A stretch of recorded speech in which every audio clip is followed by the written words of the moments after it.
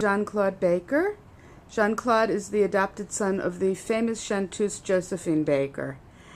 And Jean-Claude, tell me, how did you, briefly if you can, how you got to be one of her rainbow tribe?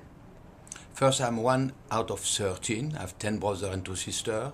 My brother and mother passed away. I met Josephine when I was 14 years of age. I was a bellhop at the Hotel Scribe in Paris. I did an errand for a very nice lady, and when I came back, she asked me, "Do you love your mother, my little one?" I was shocked. I was in Paris for the past 6 months. I've been abandoned by my father in a little village in Burgundy, and I miss my mother. So when I told her that, she said, "Men are all the same. Don't be worried, my little one. You have no father. From today on, you will have 2 mothers." I said, "She's crazy. Where is my tip?" Because when you're a bellhop, you live on tips. And that was my first encounter with Josephine Baker in 1957. And then you traveled with her, you lived with her, you were part of her life. The last 7 years of her life, I became the spokesperson of my brother and sisters' Josephine utopic dream of universal brotherhood. I used to be the MC of the show. I used to sing 2 songs, and I used to do whatever she needed to be done. And you have a foundation now to keep your mother's legacy alive?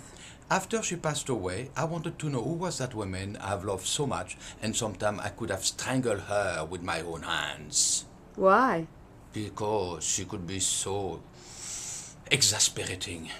So after she passed away, I wanted a book to come and tell me who she was. Few books came who would give nothing about the women I'd known, and the women I'd called maman, which means mother. It took me 20 years for my search for Josephine. I interviewed over 20,000 witnesses of her life, and it was fascinating to discover what I like to call the springtime of her life, the forgotten years.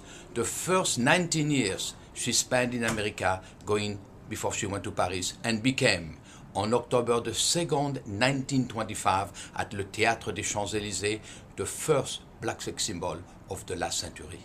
And there are so many things people don't know about your mother. The French gave her a medal for her work during for the resistance in World War II. Excuse me, not 1, 3. 3. La médaille de la Résistance, la Croix de guerre et la Légion d'honneur à titre militaire. Wow.